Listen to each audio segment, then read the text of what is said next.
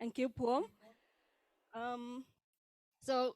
This is our second intergenerational dialogue. Our first intergenerational dialogue was held last year on the same day.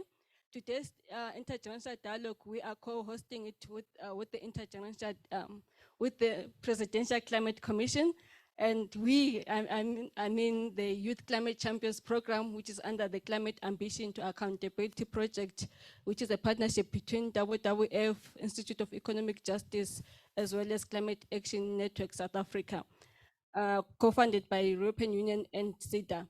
Apologies, my name is Hlengwe Khatebe. I'm a youth and civil society engagement officer at WWF.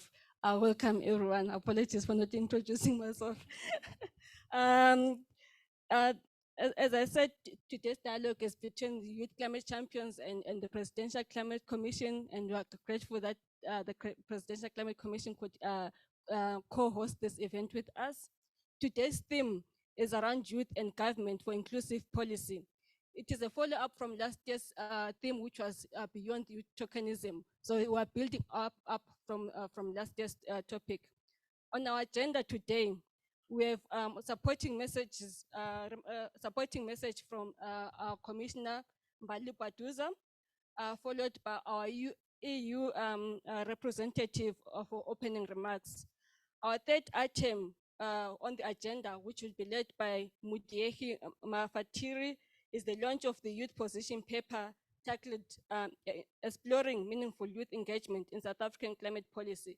And this position paper is built on from last year's dialogue.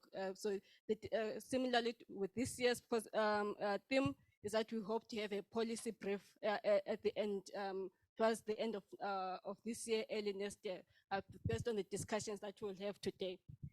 After the launch of the position paper, we then have the main course of the meal that brought us all together, which will be our intergenerational dialogue, which will be facilitated, very excited about this, will be facilitated by Onke Ngoga from Daily Maverick. So looking forward to that. That will be a discussion between young people and the youthful people. Yeah. Trying not to say old people. And then just after the intergenerational dialogue panel discussion, we have some exciting news to share from the Youth Climate Champions program. So please stay tuned for that. Please don't, for those online, please don't leave us. Please stay up until the end. And finally, we'll have closing from our youth commissioner, Ayaka Melitafa. So looking forward to that. So just as she walks in, and I apologize, because she hasn't got her breath, I would like to introduce our EU our EU representative to come and give welcome remarks. Thank you very much. I give those remarks on, hello everybody. Sorry for keeping everyone up. So I'm giving these remarks on behalf of my ambassador, Her Excellency Ms. Sandra Kama, who couldn't be with us today. She wishes to convey greetings to everyone in attendance and to the Presidential Climate Commissioner that's with us as well, Musaya Kameditafa. A special greeting for you. So climate change is a critical and strategic area of collaboration for us as the EU in South Africa. While climate change looms large above us, it is encouraging that policymakers are taking notice of the urgency to deal with climate change. It is also vital that young people are involved in these discussions and decisions that will affect their future. I've just realized I'm no longer young, sorry. Okay, cool. We are hopeful that this intergenerational dialogue is a step towards more inclusive climate policy making. The European Union, represented by Sweden, and EU as partners of WWF, recognizes the importance of youth involvement in climate change policy. In 2013, the EU endorsed a youth strategy which acknowledges young people's role in decision-making processes, their potential to lead and make decisions, their contributions to society, and their desire for social and environmental justice. It recognizes the importance of engaging young people in all aspects of society, including climate change policy. Involving young people in climate change policy decisions is critical and should happen at all levels, from local to national to international. We are aware that WWF does this all too well. Through the capacitated and coordinated civil society organizations and Youth for Enhanced Climate Ambition, Action and Accountability, the CAP program. Yeah, it's a mouthful. EU grant and supported by Sweden. The presence of the representatives of SALGA here today, this joint venture with the Presidential Climate Commission and WWF's presence and active participation in the 2 last COPs is evidence of this. We as Team Europe are encouraged by the progress that has been made, and we're even more convinced that involving young people in decision-making processes and their perspectives will enrich the policymaking process. The EU's youth strategy recognizes this, stating that young people's participation can contribute significantly to policymaking quality, responsiveness, and relevance, and gives a voice to those who are most affected by the policy itself. Young people can contribute valuable knowledge and expertise, particularly around emerging sectors such as renewable energy and green jobs. And as the world faces the impact of climate change, it is essential to recognize the importance of young people as champions for climate change. In South Africa and Africa broadly, young people have a significant role to play in addressing the climate crisis, given that Africa has the youngest population in the world, with over 60% of the population under the age of 35, even bigger if we extend it to our definition of 35. The youth must speak out and advocate for their future.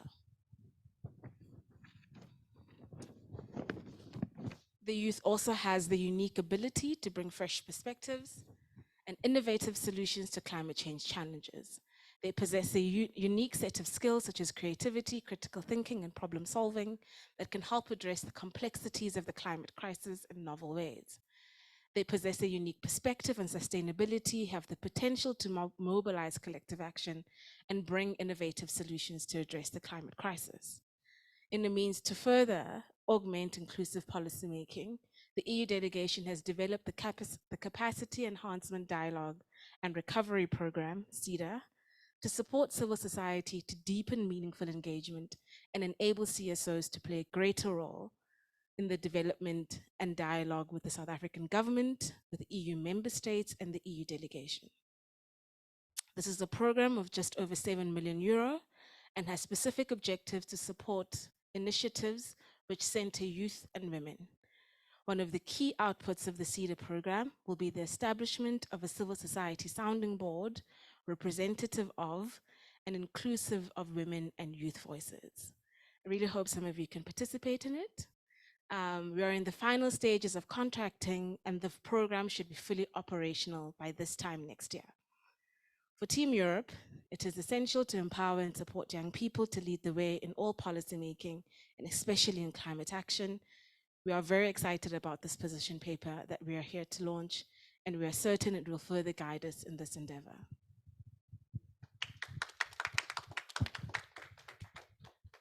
Thank you so much again. That was Musa from the European Union. I would like to then welcome our next speaker, our very own youth commissioner as well, who just joined recently, Bali Baduza. Thank you so much, PCC Youth Commissioner. Afternoon, everybody. I am Bali Baduza, a civil society commissioner, but also a youth. I will start with a quote. I want to keep it short and simple, but let me start with a quote. Each generation must, out of relative obscurity, discover its mission, fulfill it, or betray it. That's a quote from Frantz Fanon. Nelson Mandela had a similar quote, and he said, "Sometimes it falls upon a generation to be great. You can be that generation." So to both activists and great thinkers who have since gone, as young climate activists, we have discovered our mission, climate justice, that addresses young people, that addresses the ills of young people, of a society that is traumatized, and one that centers vulnerability due to the harms of the past and the present. We are the generation that is great. There's no question about it. The Presidential Climate Commission is committed to meaningfully engaging with young people of this country, and us as young people make the majority of it. So we are the people of this country. This year alone, the PCC has launched a youth series, a youth essay series, and has consulted with young people through the energy dialogue, the electricity recommendations. Last week, a youth delegation attended the PCC commission meeting and presented on what we are doing, and it was electrifying. So Ayaka and I will endeavor to represent young people as best as we can with purpose, and we look forward to engaging with you today. Thanks. Thank you so much. Talking about meaningful engagement from the PCC, the position paper that is going to be launched today speaks to that, how we as young people want to be meaningfully engaged in climate policy. So I'll hand over to Mudiehi as well as Fanny, and there's someone online. I'll allow Mudiehi to introduce them. Thank you so much.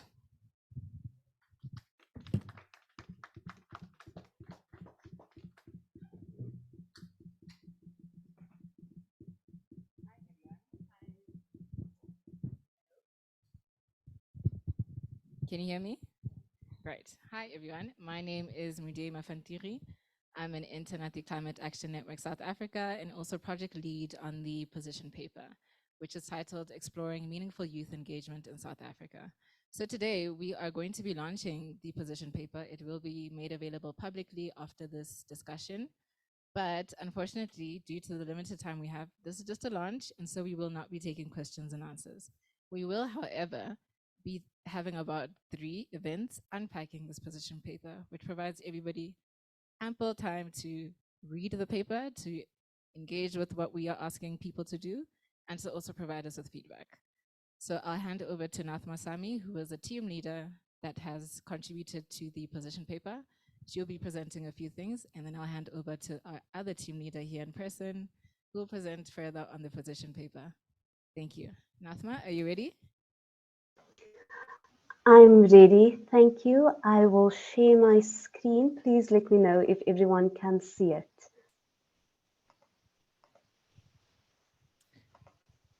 Okay, currently we can't see it. Yes, we can see it now. Thank you. Okay. Okay, thank you. Okay, afternoon everyone. My name is Nathma. I'm a psychology graduate and research assistant at UNISA with a background in education provision. I thank everyone for the opportunity to present the proposition paper as a team leader on behalf of the Youth Climate Champions Bootcamp cohort of 2022. So I've just seen that my slides are a little bit unorganized, but they now are in order. And without further ado, let me begin. So I'd like to start off with my journey to the bootcamp.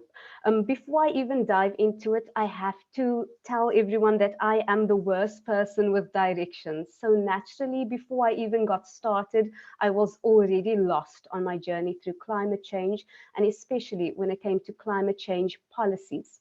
I was lost, but I was highly motivated. I was highly motivated to contribute to the growth of my community. And this motivation stemmed from 3 things. Firstly, I constantly saw the circular nature between climate change, psychological and physical well-being of youth and children in South Africa. I realized that I couldn't bring change in one system without impacting and being impacted by another. Secondly, I have a strong belief in the transformative power of climate literacy, and I had a strong desire to improve accessibility to education, especially climate education in particular. And lastly, I was curious about how research could be operationalized so that when we as the youth engaged in research, it did not become dormant, but it was actually used to empower future generations. In a nutshell, I was very motivated, but I was still very lost because I had no idea how to bring about any change. And that was when I came across the YCC Boot Camp. When coming across the YCC Bootcamp, the best thing and the first thing that happened was I met my fellow YCC members for the first time. And it was clear that we all shared the same passion for climate change. It was also clear that we were facing the same challenges. We had no idea where to go. We had no idea who to share our thoughts with or who to seek advice from. We needed designated spaces. When we had ideas and solutions, we struggled to find a roadmap that would help us implement them. We didn't have the resources, the knowledge, or the network. And when planning our journey through climate change, we didn't know what we would need or where we could get the relevant resources. So we really, really needed a guide. In conclusion, we were very, very lost, but fortunately, we were lost together. Moving on from that and coming back, together we all went on this journey of discovery, and we were all empowered by change. And personally, I can attest to that myself. I can attest to the skills, the networks, and the experience I gained through engagement with the proposition paper that led to 3 highlights of 2023 for me. The first was I became the ambassador of ARC, African Resource Council, which aims to increase climate literacy in marginalized communities across Africa. This was largely due to the presentation, debating, and social media skills I acquired through the bootcamp with my fellow cohort members. This was then followed by me having the chance or the opportunity to put my newly acquired research and writing skills to the test that I gained through engagement with the proposition paper. And this led to me now being able to present my own research on climate anxiety as a Grow Your Own Timber member at UNISA in August. Lastly, one of the biggest highlights for me due to my engagement was that I started a new project, and this project is focused on the gamification and the creation of a climate literacy series for children. And it's inspired by the Cape Floral Kingdom, which will see characters from South Africa travel through our beautiful landscapes. But getting back to the proposition paper, in summary, I can say that as the youth, we went on a journey of confusion that would end. And then we also began another journey as we started to conclude that climate policies could not be ignored in our attempt to change our environments and our communities. Through discovery, we also continuously were inspired by the potential of climate policies and its ability to shape a reality that could echo our voices and create a better future for us all.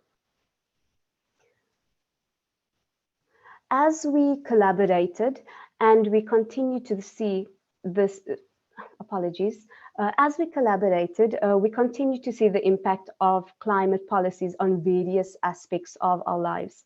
Again, we were feeling very, very lost. We just knew that climate policies were shaping our realities, and we realized we needed a roadmap. And to create this roadmap, we needed the input of stakeholders that had knowledge and had resources to demystify climate policies and climate spaces. At the same time, we also realized we could provide insight that could improve the impact and drive the change needed to uplift our society. Through this discovery, we obviously came across a lot of barriers or roadblocks, which continuously appeared, the first being the structural and resource barriers. As youth, it was difficult to find spaces for climate policy discussion. This made it difficult to find guidance from existing policymakers and share our input. At the same time, we felt overwhelmed. On our own, we didn't have the resources needed to understand climate policy and actively engage in the process. Next up was the communication and networking barriers. Communication barriers took on many forms, from linguistic and jargon-laden barriers to the struggle to establish sustainable communication channels with stakeholders at different levels of policy development and implementation. This impacted us as the youth on a local level and internationally. We could not speak the language of policymaking. Consequently, we felt our voices were being stifled by policies, and we wanted to change this. Our last barrier, which also ironically had the power to unlock the youth potential in climate policy processes for generations to come, was the educational, training, and technological barrier. These barriers also occurred at different levels. At a primary school level, climate education had the unfulfilled potential to inspire young minds, encourage their curiosity, and provide them with role models from youth-led initiatives. Meanwhile, at a secondary level and tertiary education level, much focus was placed on academic preparation. The unintended side effect was the marginalization of policy processes. This marginalization often resulted from linguistic barriers, distance from networks and resources, and the training needed to meaningfully engage in public policy processes. Growing frustration due to a lack of understanding about policy processes were compounded by the impact of the technological divide often experienced in the global south. To overcome these barriers, we placed policymaking at the center of our strategies. Our strategies would target education, they would prioritize policy training and give people the spaces to network so they could share resources and knowledge. It was clear that motions to increase climate policy education in the national syllabus, as well as integrate it in educational institutions like universities and college, was necessary.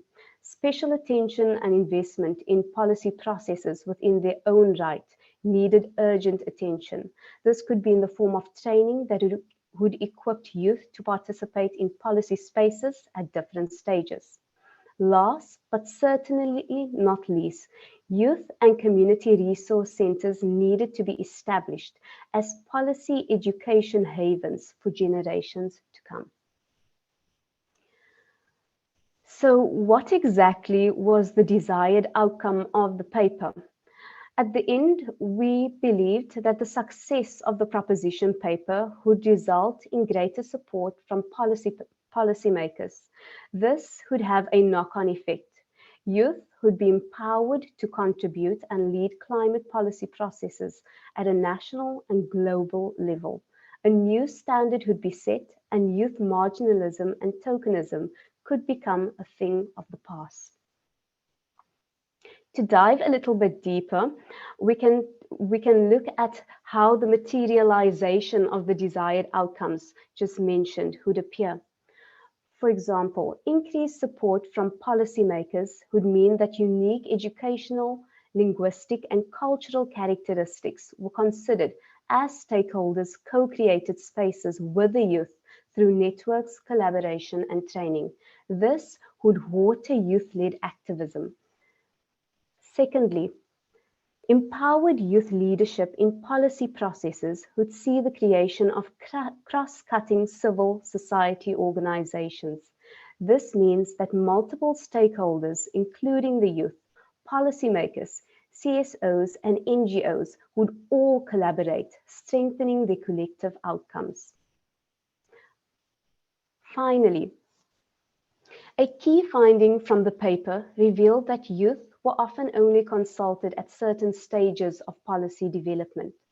The proposition paper aspires to have active engagement and input in the form of youth indicators of success, youth-led research and writing, as well as the formation of sustainable youth national climate councils.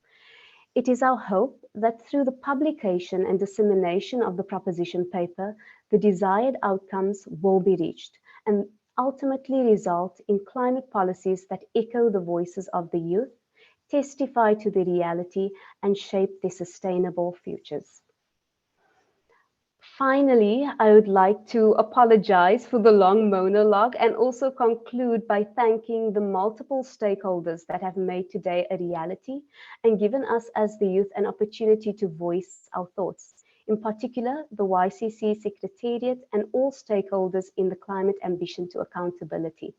And to my fellow Youth Climate Change Champions of 2022, I thank you for being lost with me in the beginning and going on a fantastic journey and paving a way for future generations and ourselves as we aimed to create a roadmap that could lead in future. Thank you so much.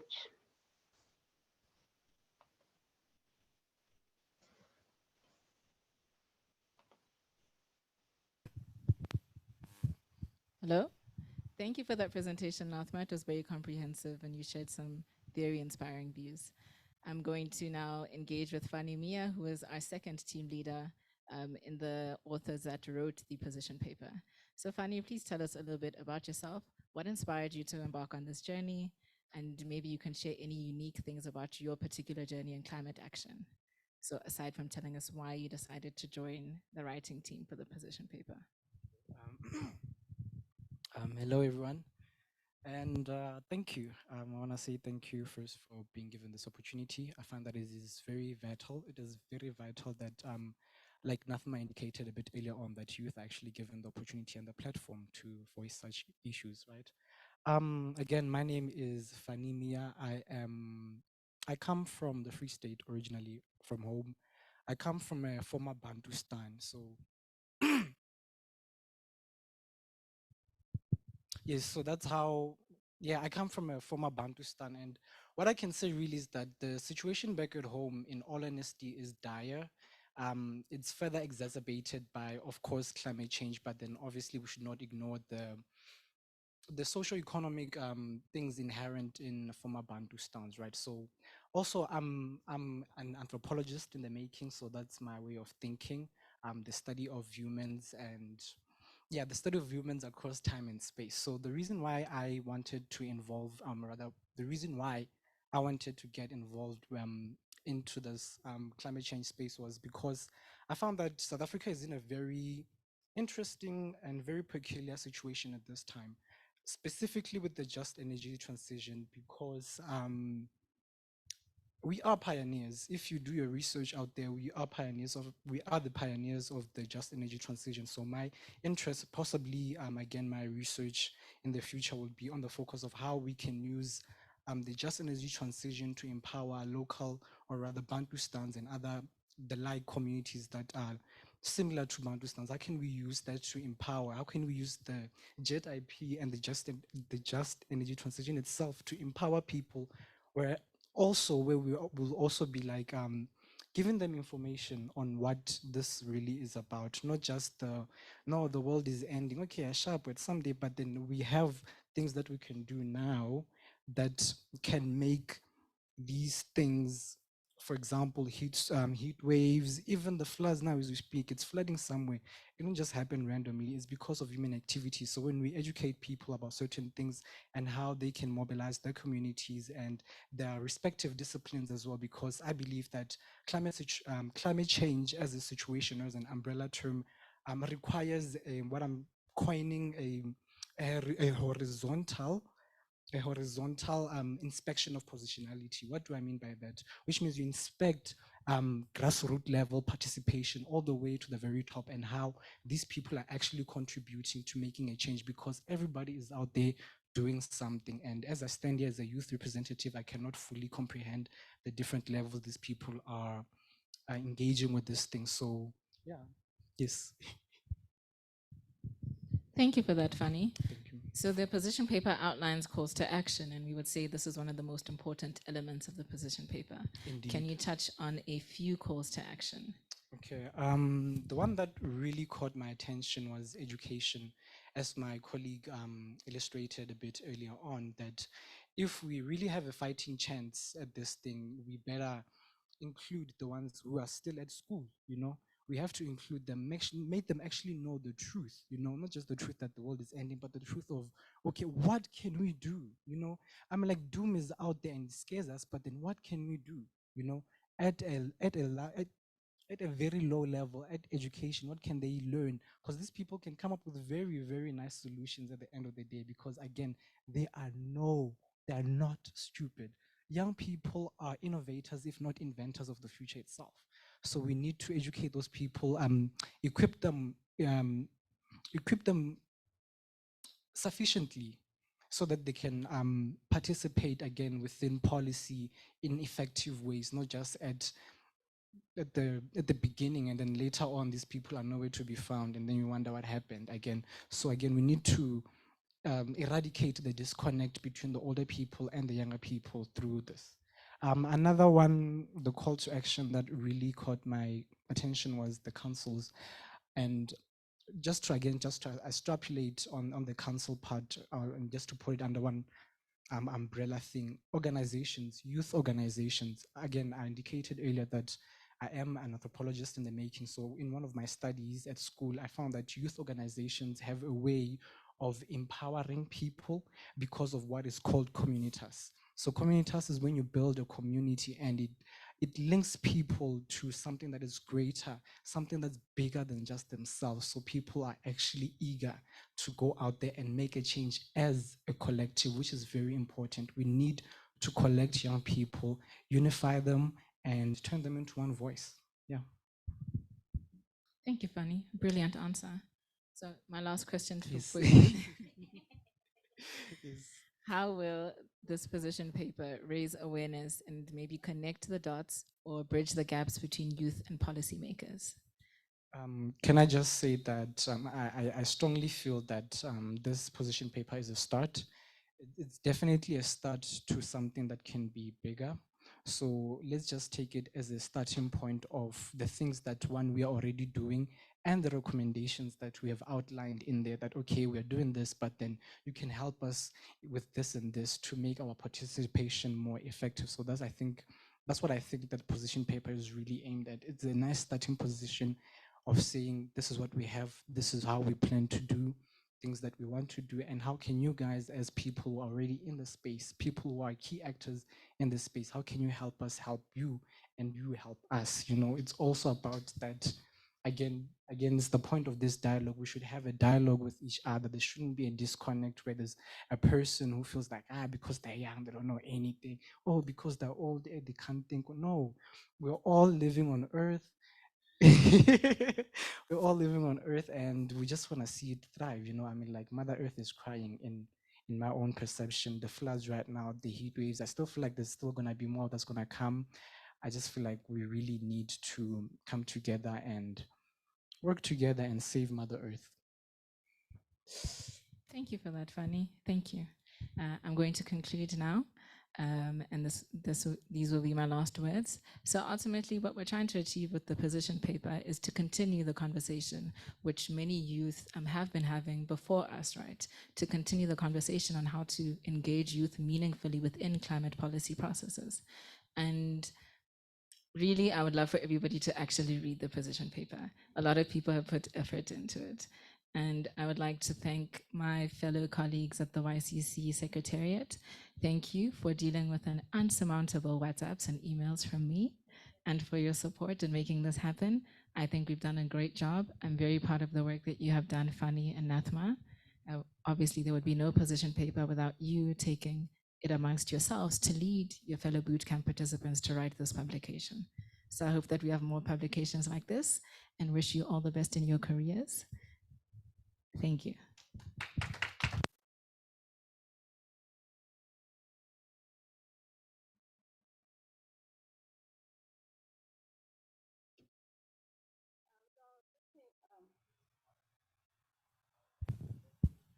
Apologies. So I was sitting, and I was hearing a lot of yes, yes.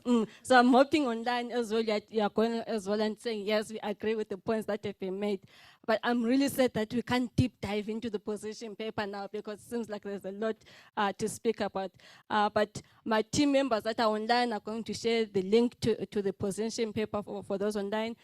For those who are in person, we will send you the email and send you the link to the position paper. The events, as Mo Mujeki said, we'll have follow-up events that will deep dive into the position paper, and these events are most likely going to be next month in July. So please keep a lookout for those events, and hope that you will join us. And we are putting it out there to also, if there are any government officials joining us online or here in person, Deepak, to say, please come and engage with us in deep diving the position paper and as we present it to you. As the next speakers prepare themselves, and others are going to be joining us online, and then the others are going to be joining us here in person. I just wanted to just share a map of what the process of the position paper. So last year, June 15, we had the intergenerational dialogue that looked at the beyond tokenism. In October, we had the Youth Boot Camp, which had 35 young people participate. We hosted it in Gauteng for 5 days. And from those youth participants, we then said, it was decided, the participants, they said, let's write a position paper. So the youth participants then decided to put together a position paper led by Mudiefe, supported by Ivana. And so that process has been going on up until now, and as the position paper has been finalized. Again, we hope that this year's theme is going to lead into a publication of some sort that will be again presented to you again next year when you host our next intergenerational dialogue. So thank you so much, and thank you Mo, thank you Fanny, and thank you Natma for launching the position paper, and we look forward to reading it. So to our next session, which we've all been looking forward to, is our intergenerational dialogue with the theme focused on youth and government for climate, for inclusive policy. I would like to hand over to our facilitator of today, Onke Ngoka from the Daily Maverick. Thank you.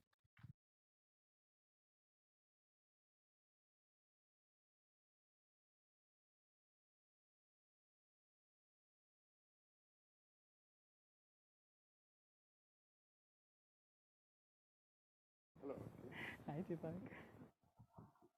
Hello, can everybody hear me? Okay, perfect. Hello, everybody, and so great to see so many of you here and online. My name is Ongen Ngoka. I am a climate and environment. The Daily Maverick, writing specifically for the outburning planet, and a lot of my work, I think, engages with climate justice and various other themes under that umbrella. And I think within exploring that theme, engaging the youth is a very important part of it, because they're really at the forefront and have really taken initiative to drive the climate crisis movement and environmental movement forward. And I'm so glad that we have this dialogue with everyone here, particularly before Youth Day, because I think that previously the youth of 1976 were quite brave and also took initiative. And I think we see some of those similarities with the current youth activists.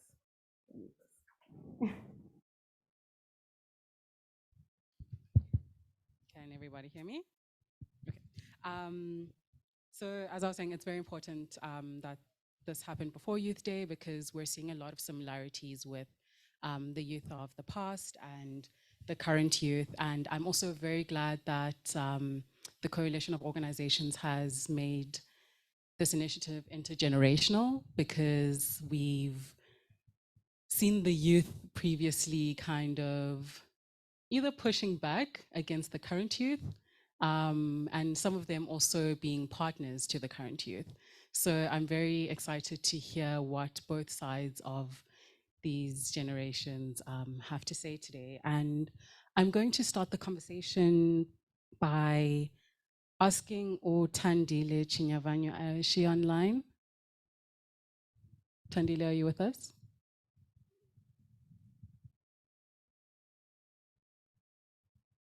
Hi, I'm here. Okay. Tandile Chinyavanyo is a climate and energy campaigner at Greenpeace Africa. Tandile, you and I have engaged quite a bit on previous stories that I've worked on, speaking about climate justice and injustice, and the role of youth within this movement. And I think I want to kick off this dialogue by asking you about the role that the youth have played when it comes to the climate crisis policy and addressing climate injustices. What have your experiences been and what have the youth done to shift climate crisis policy? Thank you so much. Apologies, I'm unable to turn my camera on. But I think it's quite an important question, and it's one which we can say that there's been a substantial contribution from the youth in terms of guiding the conversation, especially around policy in the climate space. The youth have carved out a space for themselves, particularly in spaces that ordinarily may not have been receptive or hospitable to young people in this space. And we've seen that a lot of youth have moved into these spaces and really driven home the message about how important it is that they are present in these spaces, particularly considering that the people that are most of the time decision makers and have the power in these spaces will likely not be here to witness the ramifications of the climate crisis unfolding.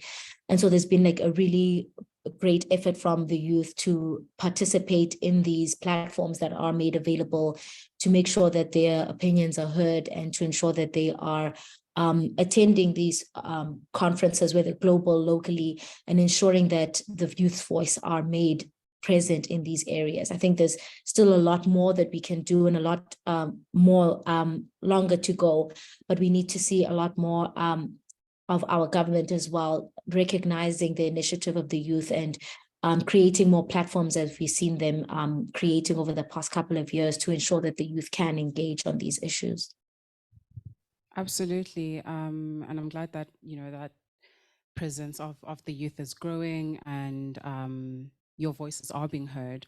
And I want to follow up by asking, how does the participation of the youth go beyond tokenism when you come to the table and try and participate in informing climate crisis policy? Would you say it's tokenism? Has it grown beyond that? And if you could give us a few examples as well, that would be very much appreciated.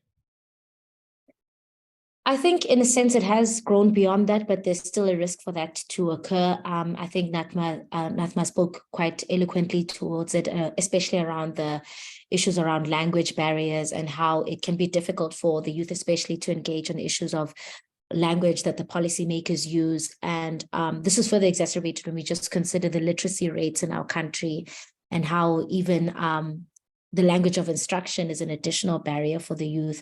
And now we wish to convey very complex ideas in a multitude of languages.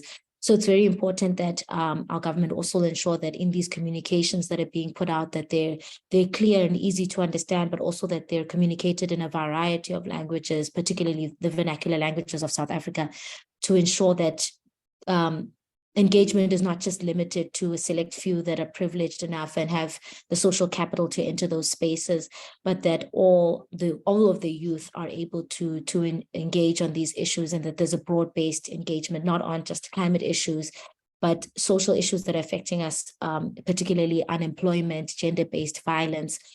So for us to really say that we've moved beyond that point of tokenism, we need to see a lot more a concerted effort to ensure broad-based communication, broad-based meaningful participation, and we need to ensure that this is done in an inclusive manner. Absolutely.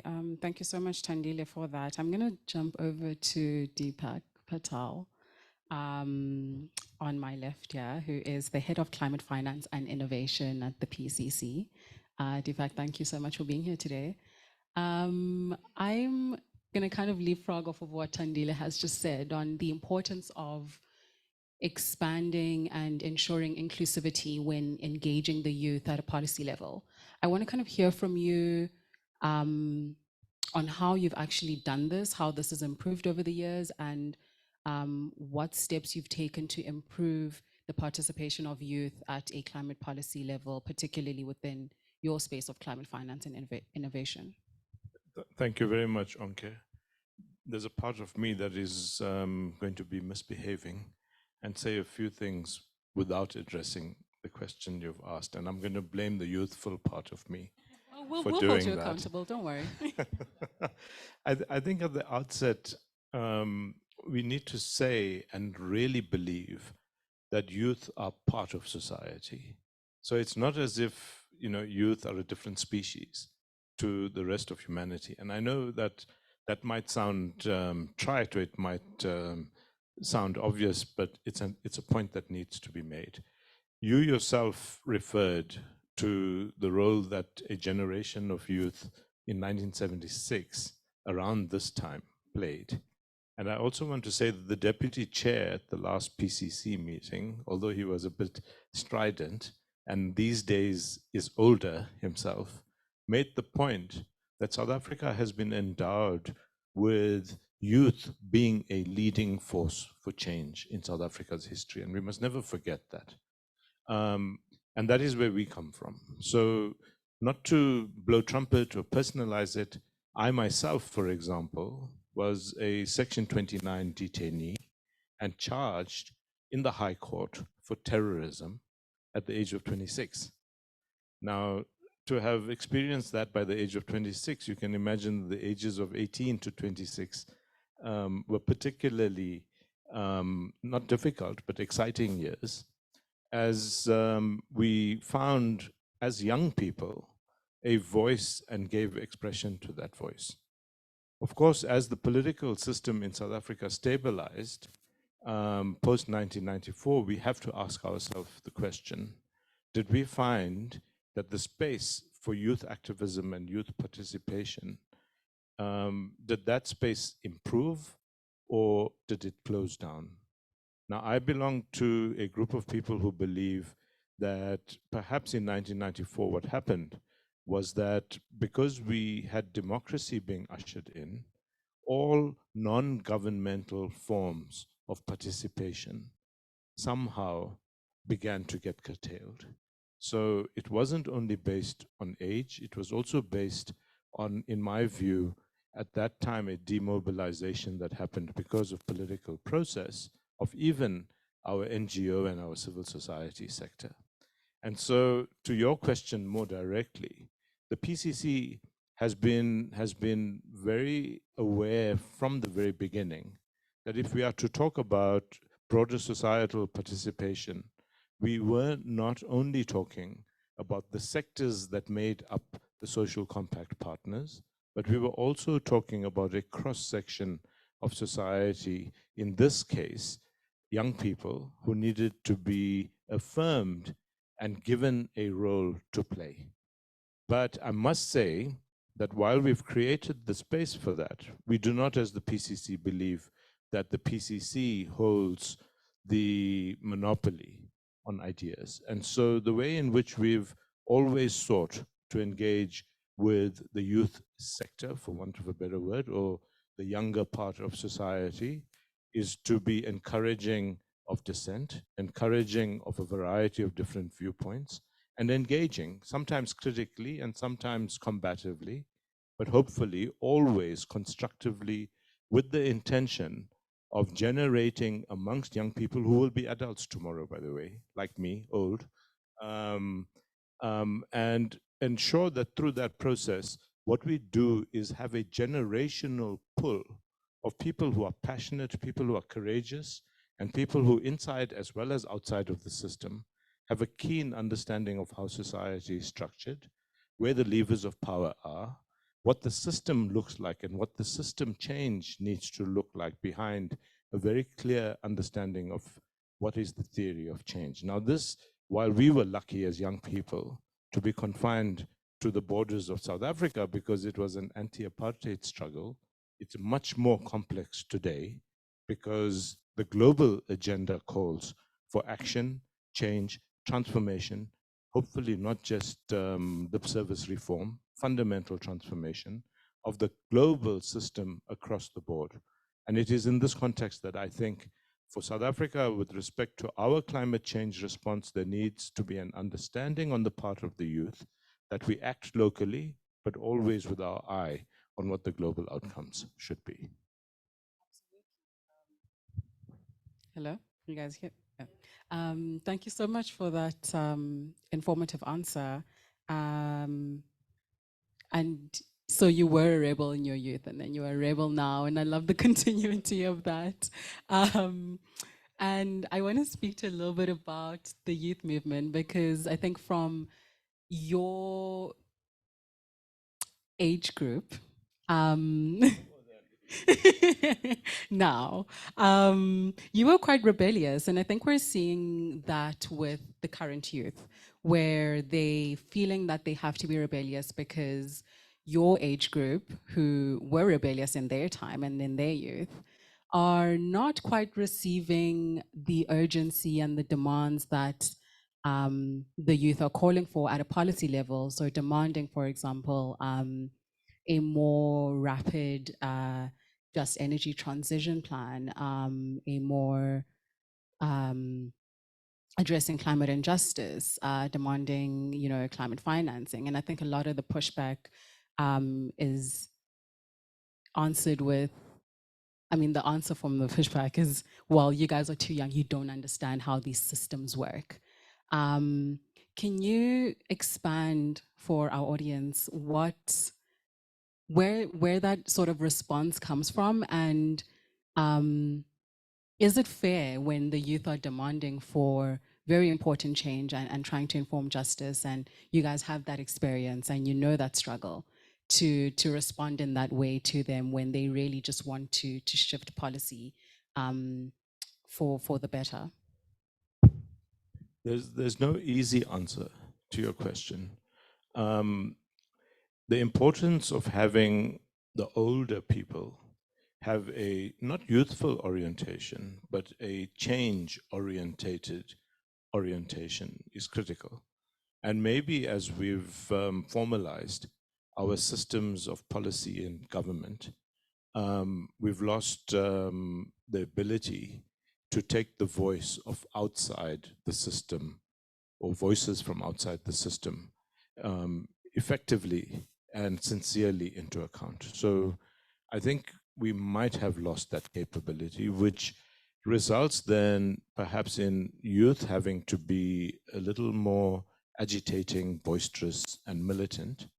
We need to, as youth, and I'm going to include myself in your group for now, even honorarily, we need to find where the points of leverage are, so that we apply ourselves on principle firstly, but strategically and tactically. From our side in the PCC, we will not shut down the voice of the youth. The PCC itself is not a structure of government per se. It is in existence. People in this audience might remember, it is in existence because of the outcome of the Job Summit in 2018, which saw that the South African transition and climate response needed to be sensitive to the fact that all of society in South Africa have a multitude of problems, which we need to resolve in the course of walking the climate change journey. What I have seen personally in engaging with some of the younger people on the issues of climate in the last 2 years or so is that there is now an appreciation that it is not just a call to save the whales. It is not just a call to be environmental and green. It is about finding the pathways that achieves those things while at the same time achieving the outcomes that we need as a society in South Africa if people generally are going to be prosperous and their lives are going to improve. The other point I wanted to make is that we always, even in the revolutionary movement, had this debate, who leads? And the leadership is not only based on age, it is also based on this notion of, and I'm going to use old terms now, who is the intelligentsia and who is the people? And I think youth or young people themselves must go through that discussion amongst themselves and realize that in South Africa, it is not only the young people who have the intellectual as well as the resource capability to have these debates, but they also carry a responsibility to mobilize, organize, and carry the rest of the young society in South Africa together with us into the transition. I'm going to say something not so controversial, it's a matter of fact. If we take demographics in South Africa, if young people, and I'm not one who likes to use the 35-year-old cutoff, I'm sorry. I don't have an age in mind, but 35 in my mind is not quite youth. young, yes, youth, not. Okay, but if you take the demographics of South Africa and just say young people between the ages of 18 and 28, if they were effectively mobilized and organized, they could make a difference as to what the nature of our political representation is. And that system exists today.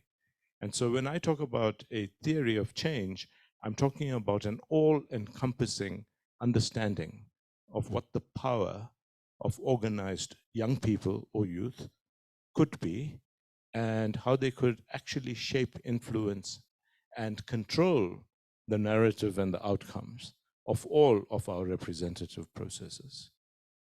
Absolutely. Thank you so much, Deepak, for that. I'm going to turn over to Kopano Moraka, Digital Strategy Lead at Hansa Energy. Kopano, you have been in the climate space for quite some time, engaging at various levels. I'm first going to ask you to tell us a little bit about your role in this space, but also tell us a little bit about how you've seen climate policy shift over the years since you've started participating in this space. Thank you so much, Anke. I think my participation into the climate space has started when I joined Youth at SIA and the Youth Policy Committee. And from there on, we've been able to just, draft, establish, and edit youth statements, which we've handed over to ministerial officials, the PCC, DFFE, and over the years that has turned into the COP27 statement, the COP26 statement, Young Leaders Declaration statement, and these are just the biggest one being the SAY CAP, which is the South African Youth Climate Action Plan. And these have just been steps that have kind of built and contributed to the youth policy space.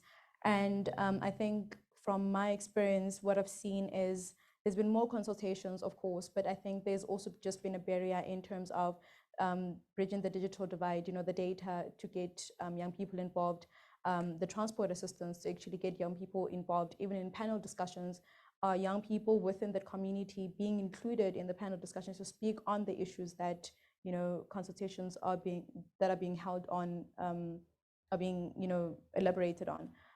So those are just a couple of the things that I've also seen shift into the narrative, and I think it's young people are, I think, growing the momentum of wanting to see change alongside with the goals set out in the Paris Agreement. And I think it's no longer just about issues that affect us now, but we're thinking of future generations to come. Yeah, absolutely. And can you tell us maybe a little bit about some of I don't know, maybe 3-4 core calls that the youth are begging organizations such as the PCC to act on, or various other government entities? I think one thing is we're calling for inclusion in policymaking spaces, right? Not just on a tokenistic level. We're calling for being included in the implementation stages of those processes. The second thing also I think we're calling on to is to understand the negotiation processes, to be involved in the negotiation processes.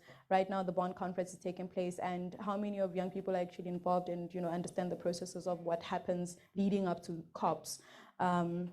Yes, and I think I had the third one in mind, but I think I'm going to touch on those two for now, and then if the third one will come into mind, and then I'll just get on into that.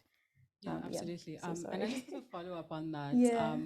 When you go to these global conferences, and there's so many countries, and they boast that the youth are invited to these platforms. Yes.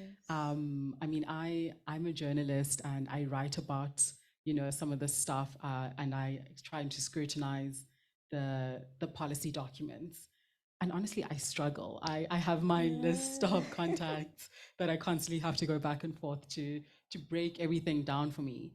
Tell me a little bit about the challenges of being in those spaces, but not the discussions not being accessible to you, and how would you like, specifically in the context of South Africa, how would you like to see that change in order for the youth to meaningfully participate to influence and inform climate policy?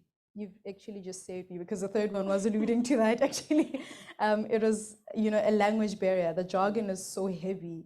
And for someone in high school to expect someone in high school to kind of get involved in the climate space. I mean, we learn about global warming from, preschool, high school, but there comes a point where you have to ask yourself what desalination means. And those are words that, are quite complex for a young person.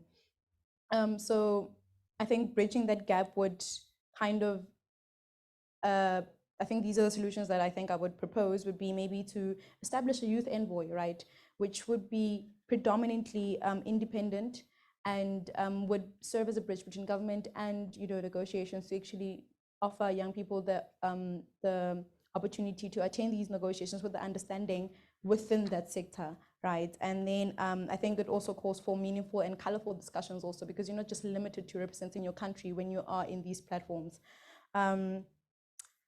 Also, I think having live feedback sessions during, the briefing before, during, and after, to, hold stakeholder engagement such as this, to tell young people, this is what we're going to achieve when we are in these conferences. This is exactly, what we've set out to achieve, and these are the challenges that we as a delegation are facing. And after that, what are the statements that have been agreed upon, and what are the next steps that follow up into that? And then I think leading up to, that would be going into education reform. I don't know to what scale, but I've been looking into maybe having climate handbooks, for example, or including climate projects or environmental projects within social sciences, or having a climate action class, for example. That could be something that could help in capacitating youth to understand the terms and the language of the jargon that is being discussed within the climate space. Yeah, absolutely. And I think from what you've said, I think that the municipality has a very important role to play, because they are the go-to between government and the people on the ground. Civil society. Absolutely. And with us, we've got Dora Marema, who is the head municipal sustainability portfolio head at the South African Local Government Association. Dora, sister, are you with us? Yes, I am here. Good afternoon. Hi, thank you so much for joining us. As I was just saying, you play a very important role in bridging the gap between what government has to, to say to the youth, or how government involves the youth in the role that they play in informing climate policy. And I wanted to get a sense from you of the role of municipalities in making space for youth engagement, as well as where the successes have been, and what the challenges have been as well in that space. No, thank you very much. And I must also apologize for not being able to be there physically. I am having a clashing event that session I had to attend internally. So municipalities, I think you have articulated correctly that there are that sphere of government that is closest to the people. And it means how they engage with the youth is going to be very critical in terms of bringing in their perspective and that voice. And I think to be able to frame the role of local government and the capacity that local government has got, one has to look at, broadly in terms of how local government is doing. There are some examples, I think, of the work that has been done. I think, municipalities and, to a varying degree, have got what is called the special programs units that are led by a mayoral member committee who looks after that.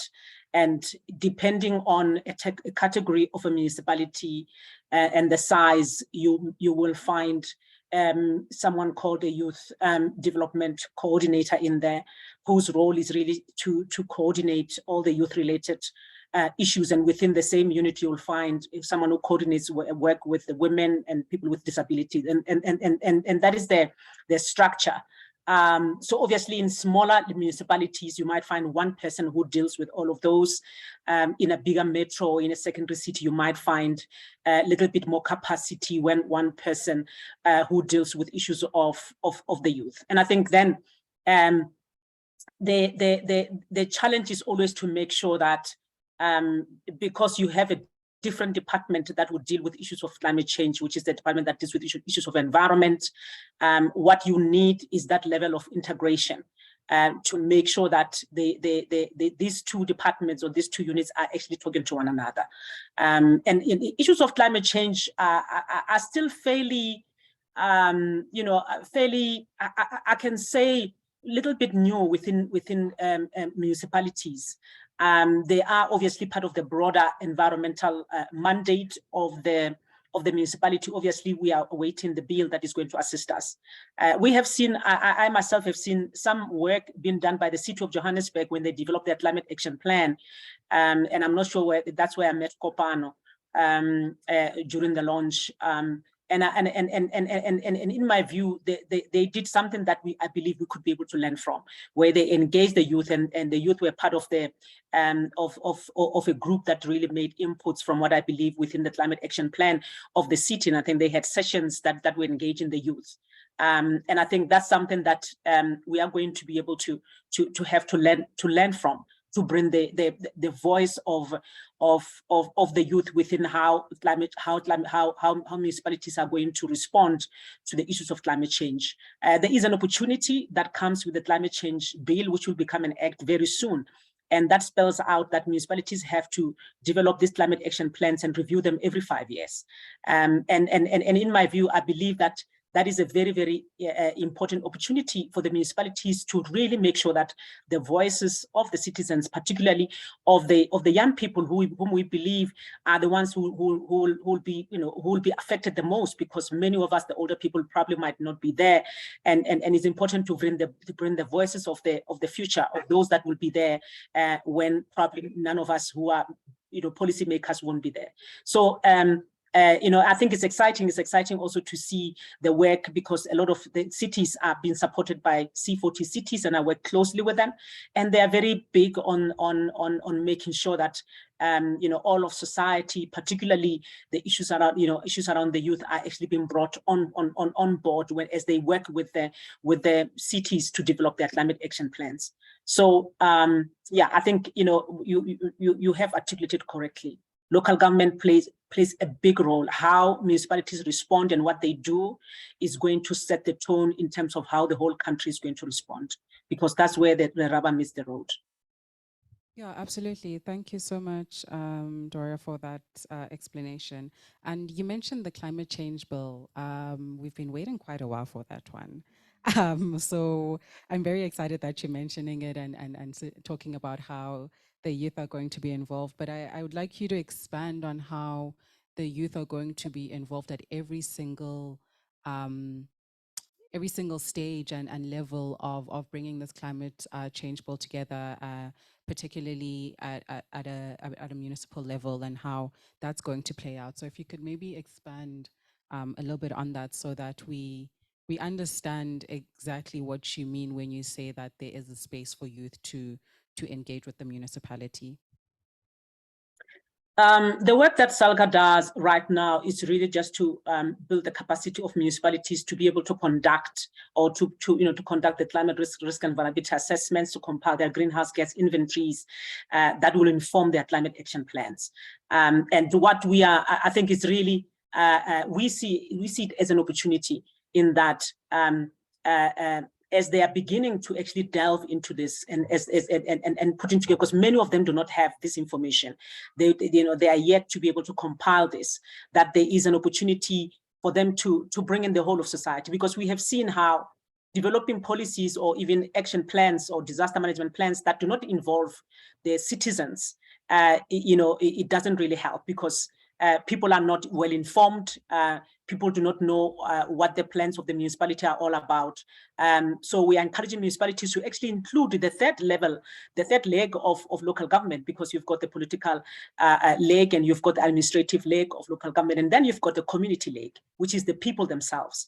And I believe that you will have to have a two-way, where the young people within the communities will have to organize themselves to be able to reach out to their municipality and say, what are you doing about this? And then at the same time, another level would be a responsibility of the municipality to make sure that it bringing in the voices of those people that, within their own jurisdiction, to firstly understand their vulnerabilities, but also to work with them to develop the responses in terms of how are the youth seeing at the municipality responding to some of the vulnerabilities that have been indicated, even putting together, helping to put together the vulnerabilities. Because when you do that, you are building capacity of the community to be able to be resilient.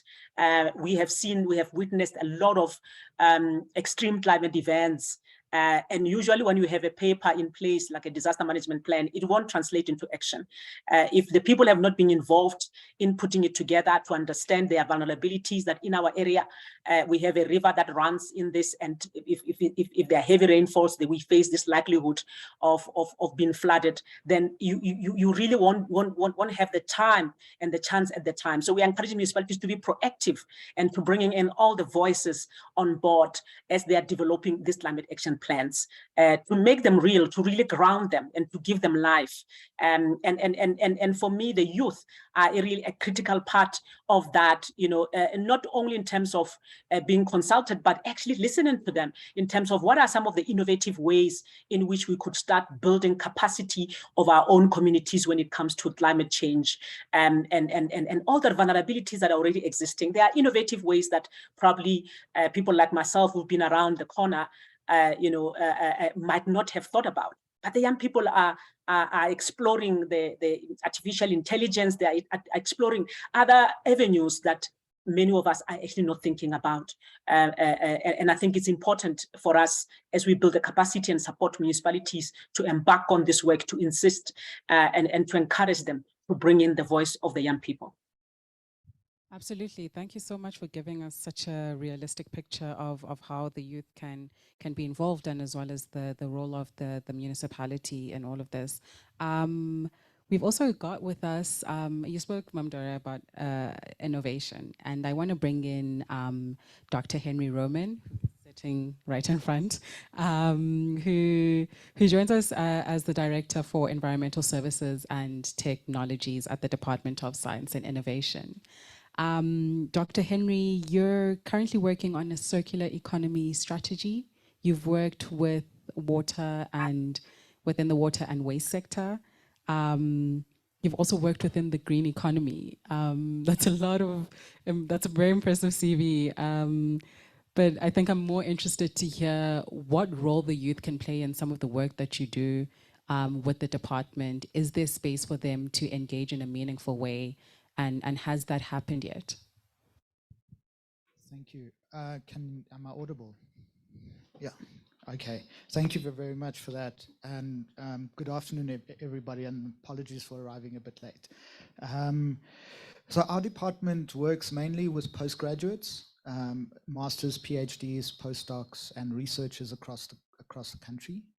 And by definition, then your masters and postdocs fall in that category of youth. So we have programs designed around that, but we also have recently put in place entrepreneurship programs at grassroots level to reach out to the youth that are not part of that academic circle, because we're missing good innovations, because we're not reaching the townships, we're not reaching the rural parts of the country by only engaging at that level. So we've realized that. Took us 20 years, but we realized that, and we've reached out. And I think, having been in youth movements in the past, I think these declarations and statements, the UN loves these things, but we need to be a bit more, we have to find ways of holding them to account. because the youth come up with really innovative approaches and declarations that make a lot of sense, but nobody holds the organizations to whom we present these things to account. And I think maybe this is something for the PCC to think about, is how do you create a platform where there's a lot more meaningful engagement and the youth can actually hold us older folk to account? Because there's a lot we nod our heads for, and we say, yes, it's great, you've written a lovely document, but nothing is actioned out of that declaration or statement. And that is where I think the youth are not having a meaningful contribution, because they're lending their intellect and their time and their effort to drafting these things, but it's not taken forward. And on the innovation side, there's a lot that can be done. South Africa, like you've said all the things I do, so I won't repeat them, is embarking on the circular economy journey that the rest of the world is also embarking on. And the rest of the world is also trying to figure out, what does this mean? The reason we're looking at it is, in terms of climate mitigation, adaptation, a circular approach to economic activities is maybe, I'm not saying it is, it may be more inclusive, but it may also take us to answering the SDGs, to answering the NDCs, the nationally determined contributions of South Africa to the Paris Agreement. In mitigating those emissions, it may be the way that it can be done, but it has to be done as a whole economy approach. It's not something you do in the corner, and it's not something you do as a company so that you feel good and write a nice sustainability report to the JSE, but it's something you do because it makes business sense, and you're making profits and people are benefiting out of it. We must never forget, in our country, our informal economy contributes to a large degree to our levels of recycling in this country, which are amongst the highest in the world, believe it or not. The countries where PET, these water bottles, are recycled at a rate of 3%. In developed countries, in South Africa, it's 63%, around that number. And that's largely due to an informal economy. So we have to work at, how do we become inclusive? How do we integrate an informal economy into a formal economy and reduce that Gini coefficient, which we have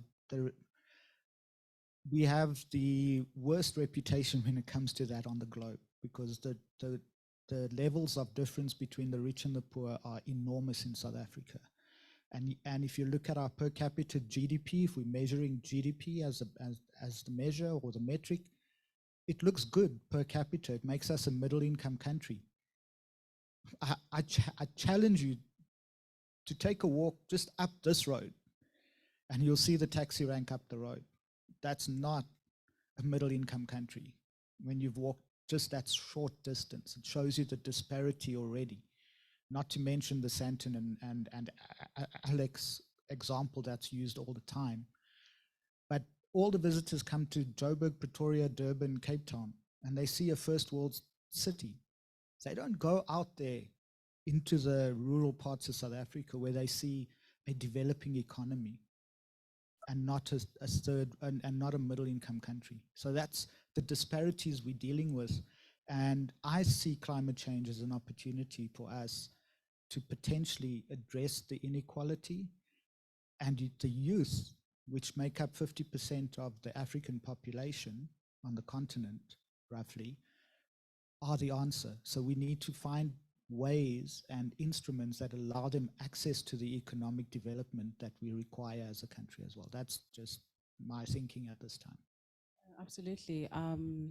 And to follow up on what you've said right at the end, that are we allowing the youth to engage meaningfully?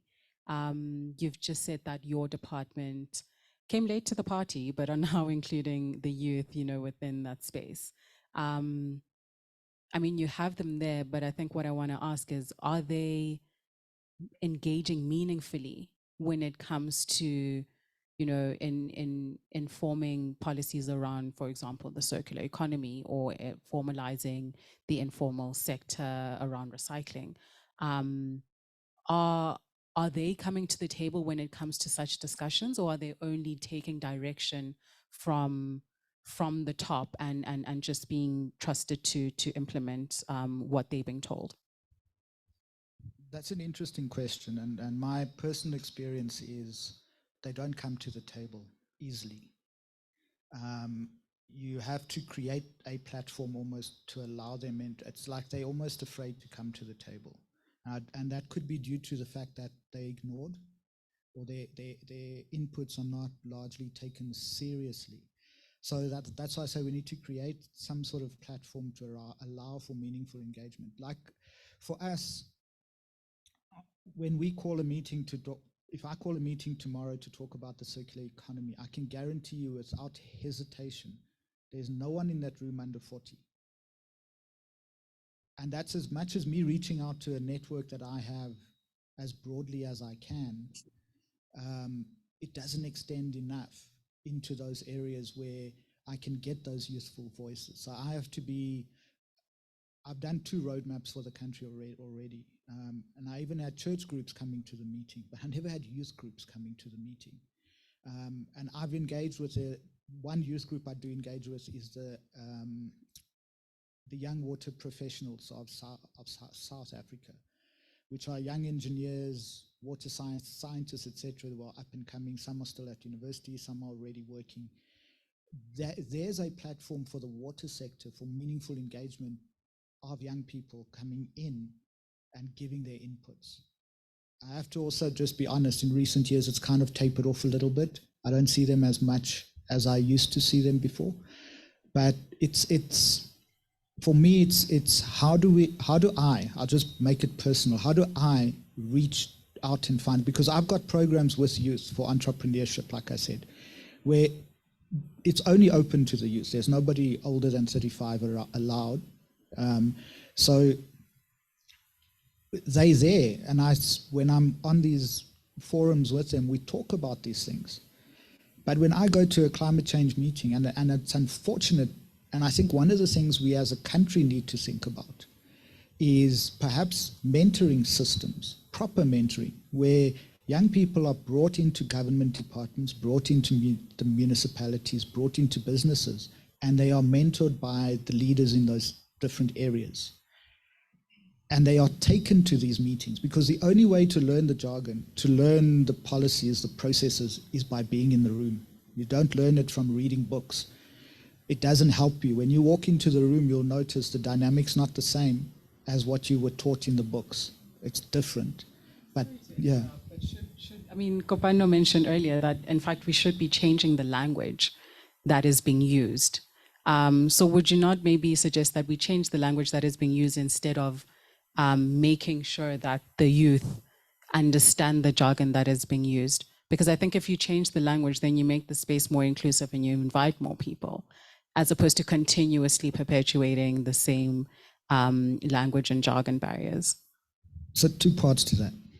The one part is, yes, you change the language to be more inclusive. And that's a good thing, because we as a society in South Africa, education levels are varied. So we need a way to speak to everybody. However, when you walk into a COP meeting and you don't speak their language, they don't pay attention to you. So that's the other thing. On these international platforms, there's a manner of discourse. And that's the manner in which things are done, that unfortunately you have to learn that. But you also have to learn to translate that into language that everybody understands. And I think that's the trick. There are not many translators in any system. There are very few people that translate science into English, that translate policy into English. As you said, you read these documents and you get lost off. I still get lost myself, and I'm supposed to be a policy maker. So yeah, so I think there are those 2 areas, but I think the more we can make the public aware of the issues that's at play and the opportunities it presents. And I think that's the thing we don't do. The media tend to focus on the negative a lot of the time, because that gives you the headline. But sometimes the opportunity that same headline will present to somebody with an innovative mindset, that's also what we need to try and find a way of bringing across. Yeah, absolutely. Thank you so much. Yes, please. This issue of language and jargon, and I'm going to use an anecdote. So I'm very new, relatively speaking, to the issues of climate. I've had a career in finance, but that wasn't orientated towards climate finance for many, many decades, actually, not just years. And so my first COP was COP26. And I'm going to tell a little story. I was terrified because I was not part of the government negotiating team. I was there on the sidelines in the blue zone of COP. Those who have been at COP know what I'm talking about. And I had no idea that I wasn't part of the negotiations. I was thrown into this system with a view to making an impact. And even as an older person, I had no idea where to go. And at that time, it was someone called Nyoka Naidu, who met me at the gate, showed me through security, showed me where to get the badge, and then took me on a tour of the blue zone. And then, thanks to her, because I wouldn't have dared myself, we snuck into the negotiating area, hoping no one would look at the color of our badges. Okay, and that was my baptism. It wasn't just jargon, it was a total system that has its rules, regulations, its corridors, its doors, its security, and you need to find a way, create a way of busting through. So I'm just going to leave that there. And then say that, you know, this issue of young people, and I'm going to repeat this, young people are young people at a particular stage in their lives. And at the end of the day, individually and collectively, young people end up being older, look at me, and they end up looking back on their lives, their career, and their experiences in life, and either feeling fulfilled or not fulfilled. And the reality, I'm afraid, in South Africa is that we used to say we have 2 generations of lost youth. Those lost youth over the 3rd generation have become lost adults. And so there's a blend of individual progress for people who have the capacity, who have the resources, who sometimes have just the sheer lack of opportunity. And for those people who choose to be involved in climate, I want to say that as the PCC, we will encourage and create the conditions where you find a lifetime of expression with respect to climate change. But we also, as the PCC, involve other parties. So we've convened roundtables of young people, professionals in business. I've convened some young people just from a personal point of view in finance. And it is this ability to have young people express themselves wherever in the social, economic, and political system they find themselves in a constructive but hopefully transformative manner. And I know I keep harping on this. The critical challenge in South Africa is going to be how we find a socio-economic path that is climate responsible or climate responsive, that creates basic opportunities for the majority of youth as well as working age people who find themselves completely marginalized. And so to bring in the marginalized might require some degree of high-level socioeconomic policy. To bring in youth who have the capacity, the passion, the courage is something that needs to be interpersonal. Institutions need to learn how to create the space, open the doors, not co-opt, but in fact, open the doors to positive inclusion of younger people, which will then allow real intergenerational, for want of a better word, succession, rather than just an intergenerational dialogue. Absolutely. Yeah.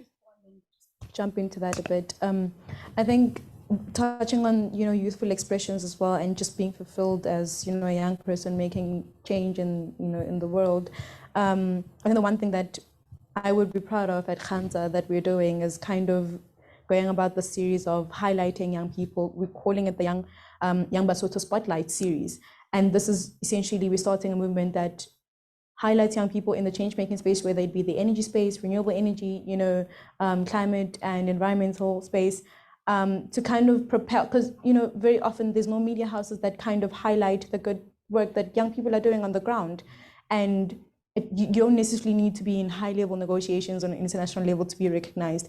And I think that's just something that we are proud of, to be actually, driving the movement in the Lesotho Highlands, region, especially because Lesotho is such an LDC, country, and we don't have a lot of capacity for that. So I think that's just some of the good work that we're also doing to kind of add on to the building that community, and especially taking advantage of what social media does in the climate space. Yeah, absolutely. Thank you both for jumping in there. We do have one more panelist, and I haven't forgotten about him. Mike, are you with us?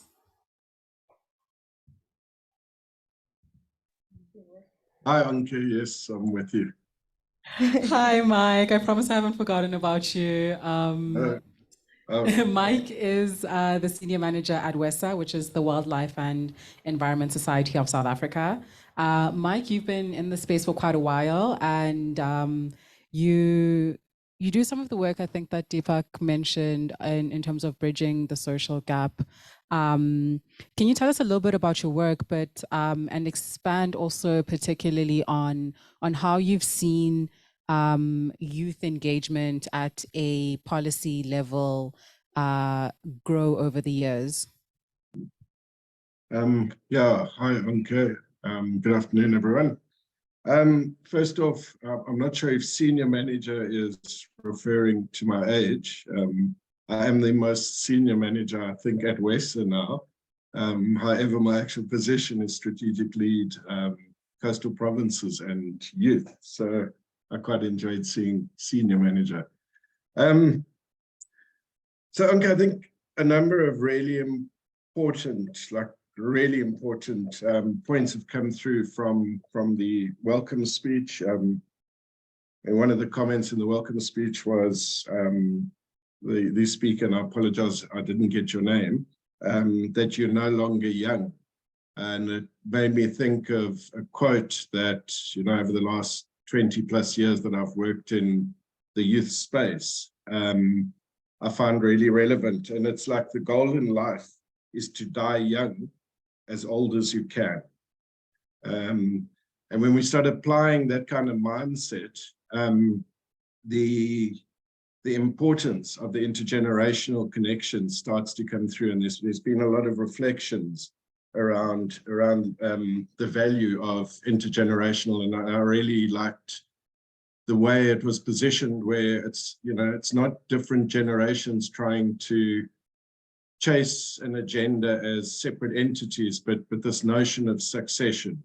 I think it's a really wise way to look at how we look at the climate crisis, or how we look at climate education, how we look at the transition. I know we use the word a just transition. I'm still struggling with what is the exact definition to just. But yeah, as WESA, when we take on the climate crisis, we also are aware that, and we need to be cognizant of having a specific lens that does look at youth and how youth play an important role within the climate environment, climate discussions. One of the big components we're grappling with at the moment is that we want youth to be active players in the climate discussion, in climate policy, and yet we're really only starting with youth when they become school leavers in terms of how they come into that space. So there's a huge deficit within the school environment to start being more specific around how does one engage meaningfully in policy. And yes, there's an increase, I guess, in kind of advocacy skills in a way, where campaigning around environmental issues is starting to become important in schools. And we're teaching that as a skill. How do you campaign? How do you become a stronger advocate behind a cause you truly believe in? So it starts to feed into the discussion around youth and climate policy, but we can definitely be a lot stronger in preparing young South Africans to grow and to continually amplify their voice on a trajectory instead of leaving school, and then civil society is investing huge time into trying to build capacity of youth to engage in the policy space. And we've missed an opportunity of it being more ingrained in terms of who we are, how we think, how we communicate, what we want to engage in. So that's a space where WESA is applying itself and is very aware. South Africa and beyond South Africa, we need to be thinking. Then I'm just going to jump to, there's a lot of other stuff happening around, the importance of youth perspectives, building capacity of youth. But I want to jump, just for time's sake, into the importance of young South Africans having opportunities to be more globally exposed. So this notion of global citizens, of getting young South Africans to engage meaningfully within the environmental and the climate space. I'm not sure you can separate them.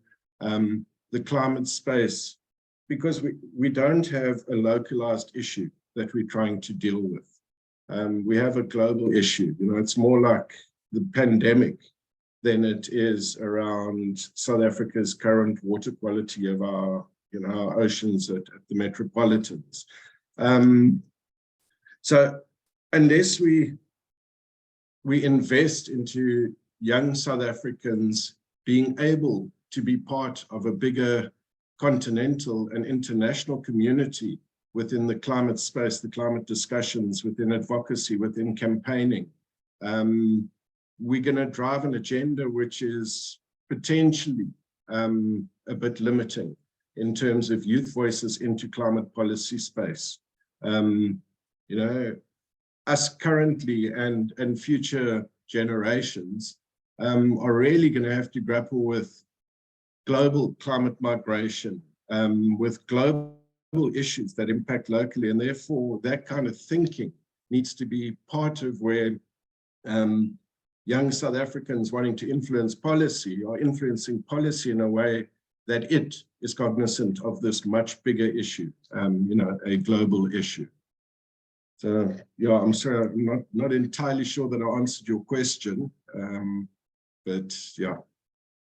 Yeah, thank you so much, Mike. And you mentioned that the youth need to have a influential role of contextualizing our climate crisis issues.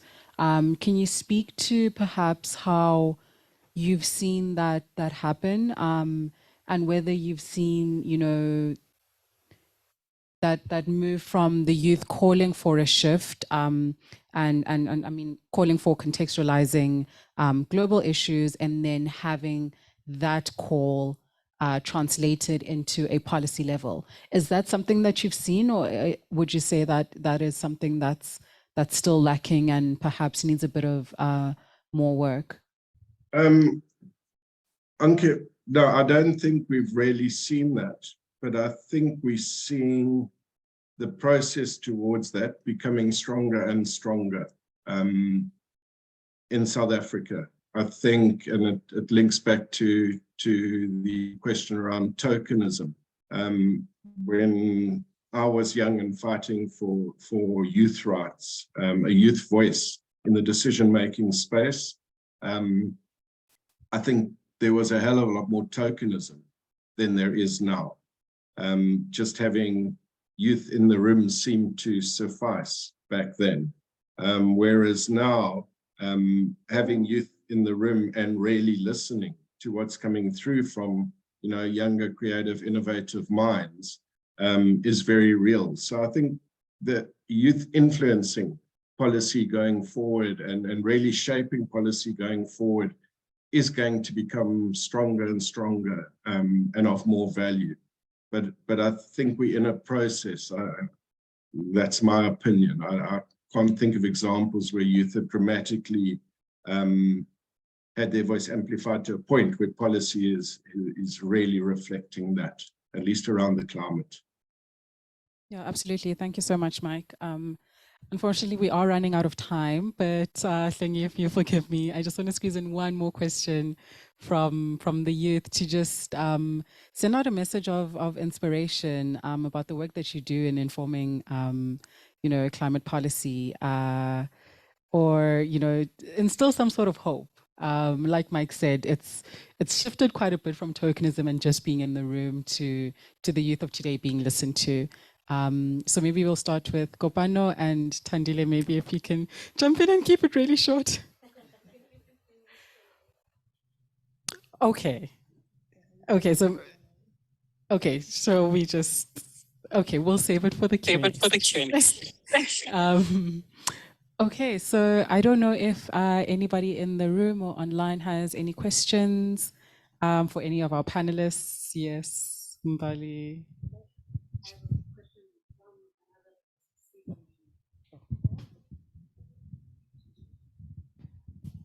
So this question comes from Melissa Fori, and she says, one of the superpowers of the youth in the movement for climate action and climate justice is that young people are less invested in maintaining the status quo and are more open to radical change. And radical change is what is needed in this decade, where we have to halve global greenhouse gas emissions by 2030. And to do this in a way that addresses inequality, poverty, and unemployment. How can we harness the superpower of young people to catalyze the radical change we all need? Shall we take a few questions and then maybe the panelists can decide who answers? Online, please raise your hand. We'll take 2 hands online.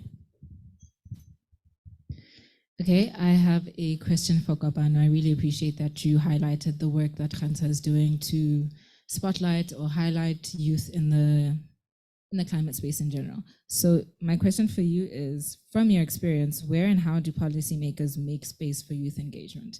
And what are the challenges or any barriers? I will take 2 hands online. If there's time, we'll come back again.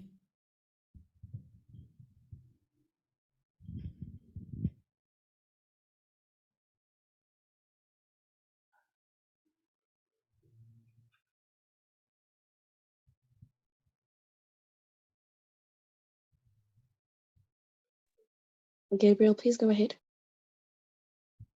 Hello, everybody. Firstly, thank you so much for the deep conversation that we're having today. I think it's so crucial, especially when we talk about building and growing together toward this just future that I know we all deserve and we want. I suppose my question, and it can be to anybody in the room, is more just how do we justify wanting youth or younger people, shall I say, how do we justify wanting younger people to be more organized and take the lead and pull themselves together when there aren't any support structures in place that are meaningfully holding that space? I suppose it's a bit contradictory to say organize yourself, but we don't have the tools, because many young people, a part of the movement, are either freshly out of high school, in high school, or haven't even gone to high school and had access to that level of education. So I suppose that's my question to the space. Thank you, everybody.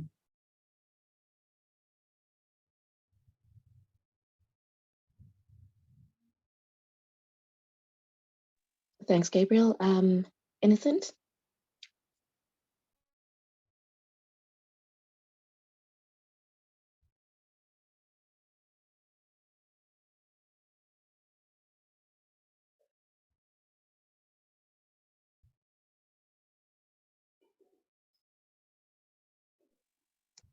Innocent, we don't seem to have sound from your end. Please type the question and back to the moderator. Sure, thank you so much everyone for those questions. There was the first question about, from Melissa Fori. Perhaps you would like to answer your colleague, Deepak? I think Melissa's was more a comment than a question, firstly. Younger people do have less vested interest in the system as it currently exists. And earlier I talked about a theory of change. And, you know, you get a, and we in the old days used to have, do you get change from acting within or without? And I think it's a combination of the two. So one can't just have a, let's just say, generalized orientation to where the impact needs to be effected for change to take place. So at a personal level, and I don't profess this to be a PCC approach on this question, at a personal level, I think we have to act on all sides.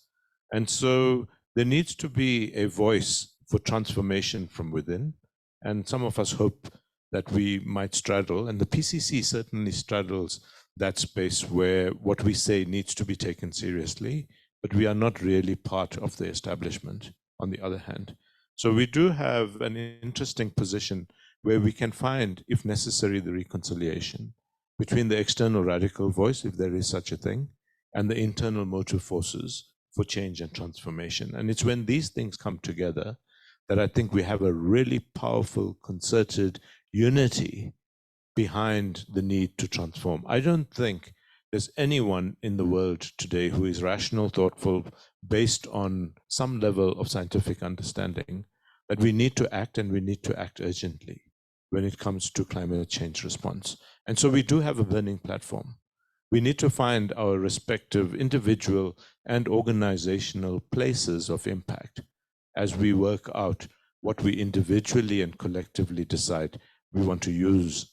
In my case, the remaining years and energy that is left, in majority of your case, the rest of your lives that is left. Thank you so much, Deepak. Kopano, perhaps you want to take the question that was, yeah. Thank you so much for that, Mudiahi. I think from my experience, what I've seen come out of, I guess, effective youth engagement would be the leveraging that government has done with youth constituencies, such as Youth at SIA.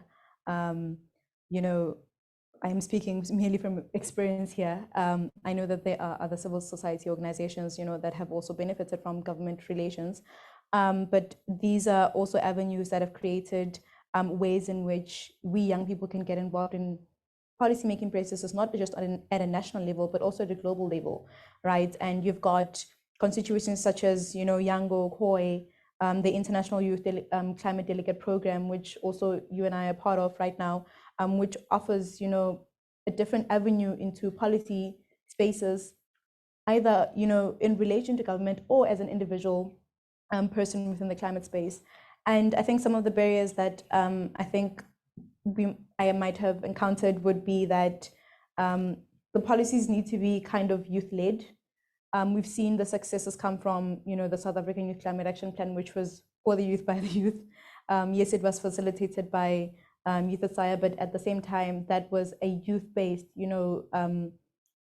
document similar to the climate action accountability project that you guys have just launched today. And I think, the policies need to be youth-based and also show accountability. I think, those are, and also intersectional. In the engagement with youth, with young people, I think it's very vital for government stakeholders, to showcase how intersectional the climate crisis is.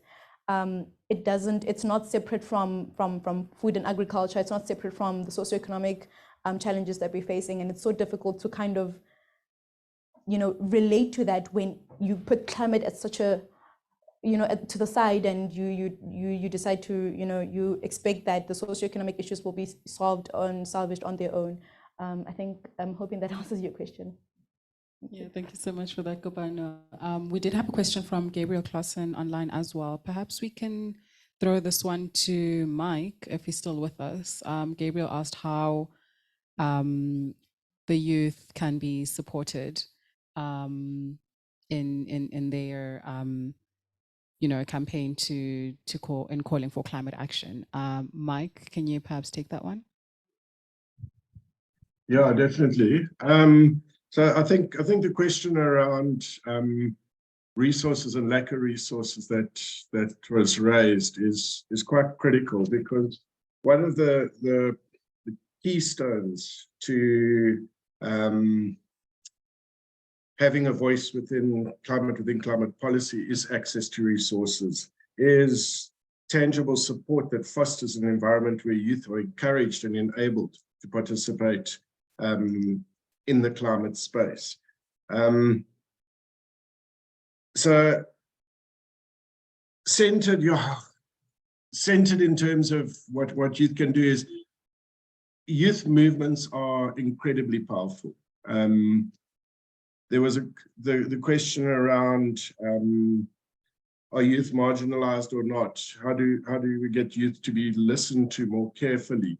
And if youth mobilize themselves as a movement, then it's very difficult to ignore that voice that comes through. And we're seeing more and more youth entities. So the African Climate Alliance is an example I like to reflect on, where multiple perspectives and young voices are coming together and really addressing pressure points to be heard.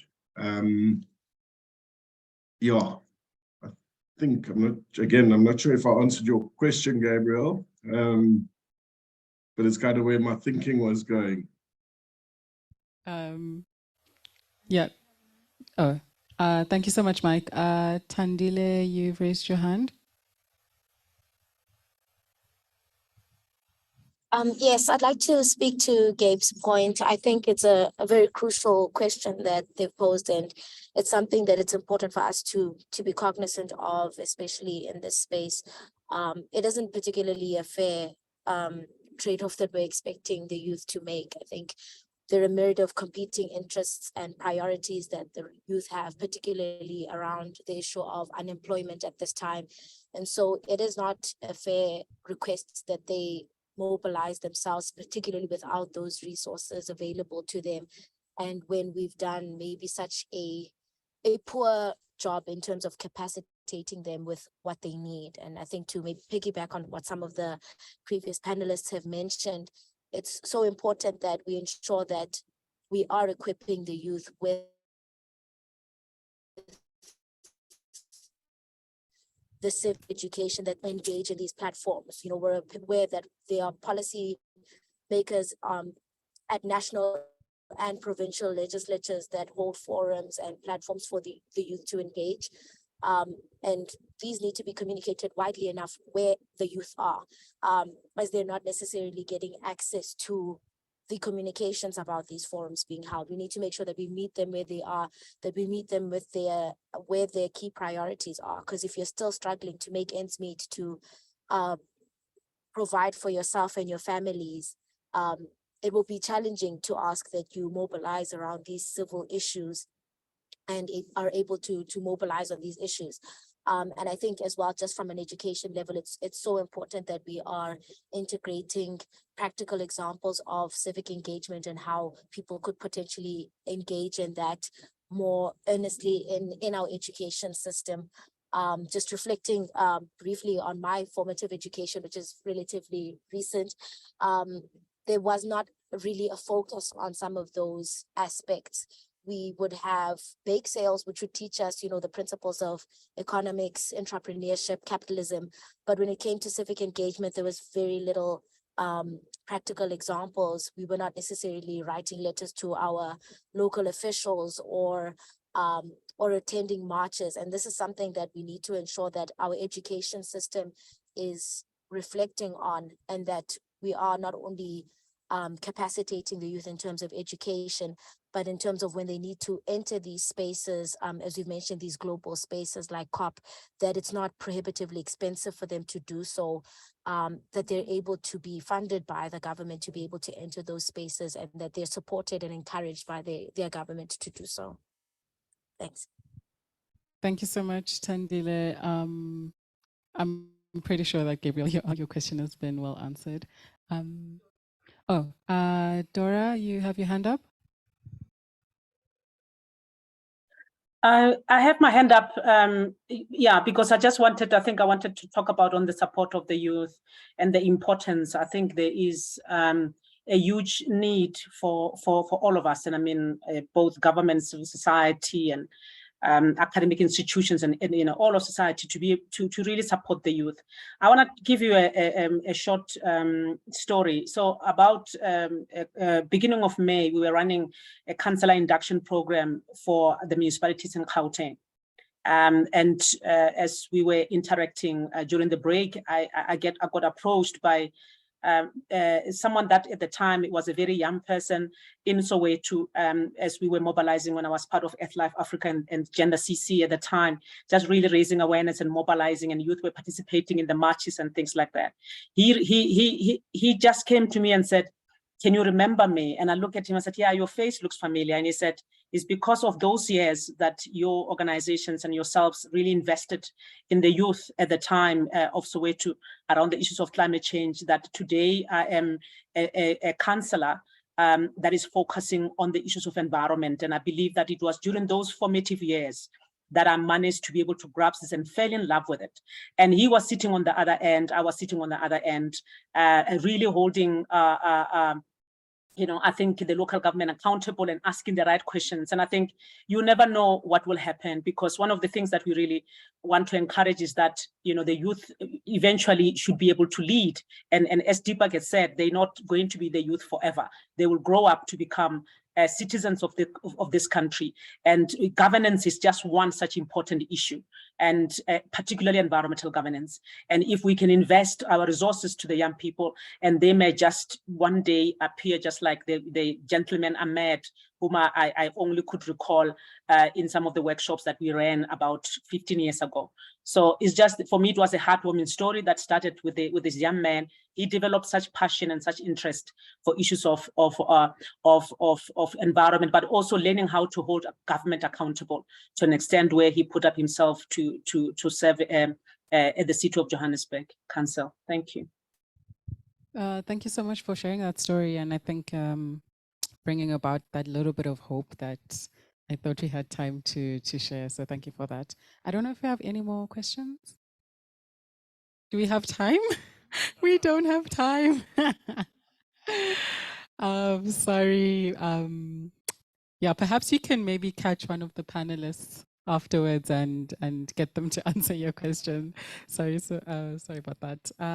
So thank you everyone for joining us today, and I hope that it's been a meaningful discussion and that you have taken away some pointers and have found some people to approach for those of you that still want to further engage in the space. I'm very glad that there's both generations here, and I hope that the youth have taken some notes from the older generation, and the older generation has taken some notes from the younger ones. And then we're actually going to see this dialogue transform into climate policy action, and see an intergenerational approach in that. So thank you so much to our lovely panelists for all your contributions and your efforts. And thank you so much to everyone for joining and attending and being so engaging. Have a great afternoon.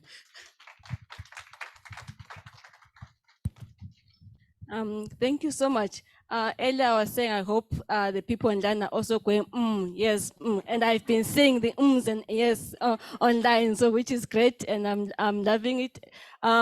I think while Manes person comes up, I just wanted to say the one thing that I think we hope that you can take forward, and I am suggesting this with the PCC, is that we hope that let's create a database that every department, national department, can go to the PCC when they want to engage a youth on something. They can fund it to the PCC. And I hope that the young people online, please share your contact details, please share your organizations that you are associated with, so that you can start to create this database to ensure that when national departments have dialogues, they can't have an excuse to say we didn't have young people to talk to.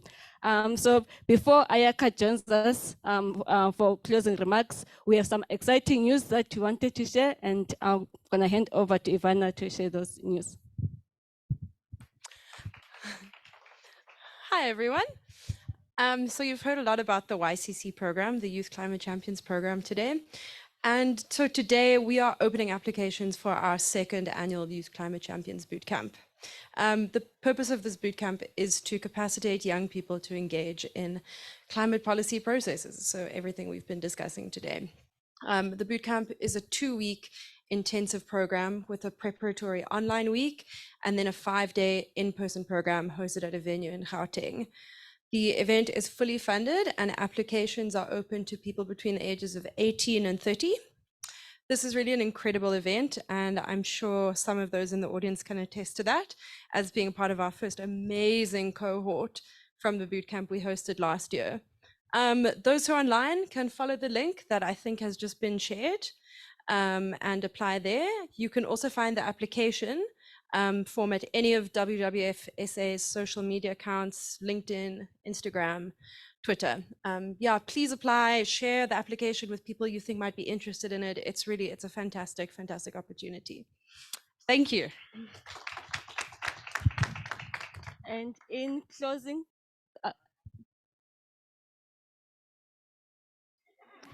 yes, you can come and present. You can come and present in the space. In closing, before I hand over to Ayaka, I wanted to say thank you to the team. This event was organized by young people, both under the YCC and also at the PCC. So thank you so much to the team at the PCC. And Tawiseng and Ignatius, and thank you to my team, Ivana, Mudiehi, Pato, who you had speaking online but didn't introduce herself, Yasira at the back, Zikona and Lebohang. So thank you so much to all the team members that put this together. I really appreciate it. And over to you, Ayaka, for the closing remarks. And after this, this is my last opportunity. I'm Shlengwe Khatebe. Thank you for allowing me thank you for allowing me to hold the space today. Thank you so much.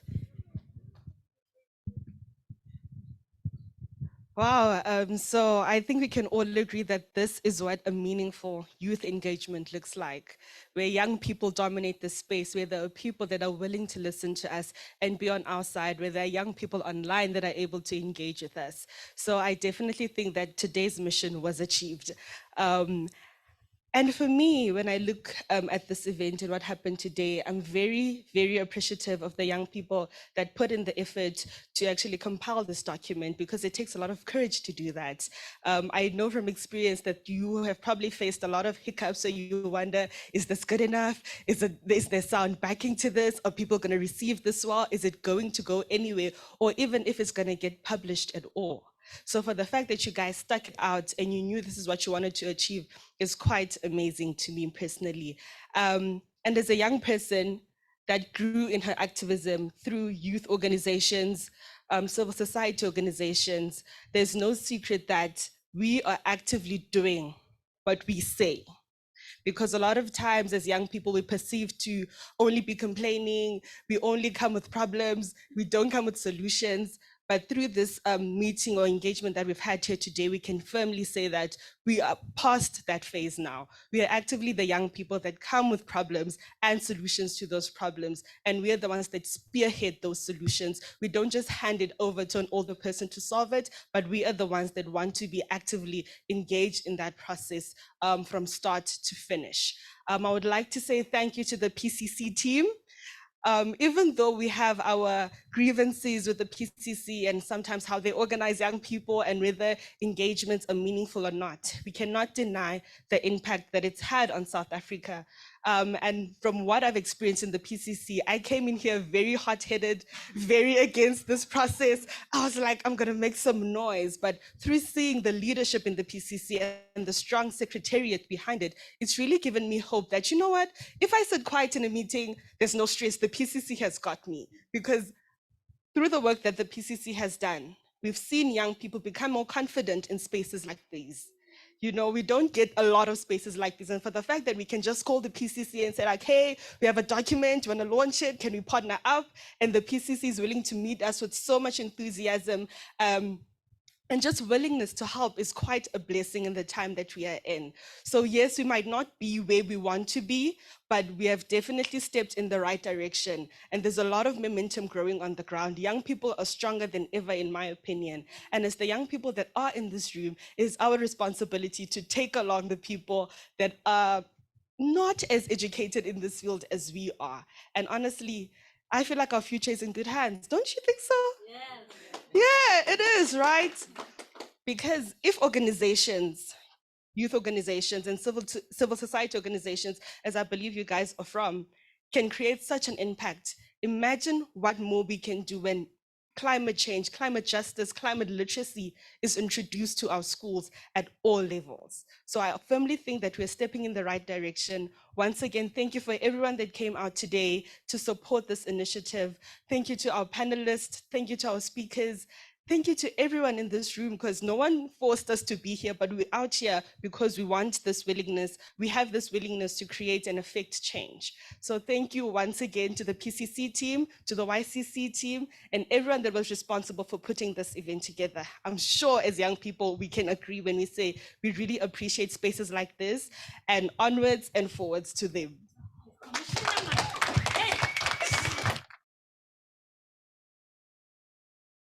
Yeah, that's the end of our discussion today, our intergenerational dialogue. So thank you, and thank you, Onke, for holding this space.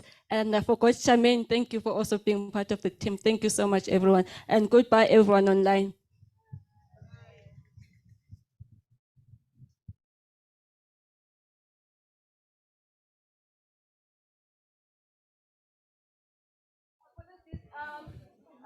Sorry, please make sure that you have signed the attendance register.